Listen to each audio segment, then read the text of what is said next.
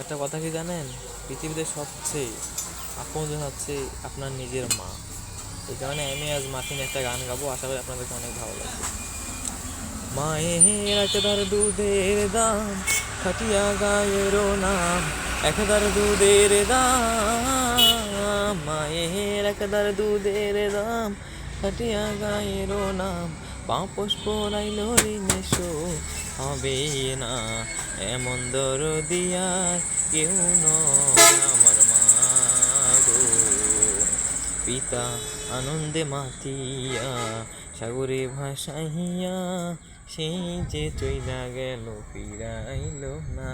মায়ে ধরিয়া রে কত কষ্ট করে, ধরিয়া যত রে মায়ে ধরিয়া যত রে কত কষ্ট করে, 10 মাস 10 দিনে পেটে করছে ধারণ।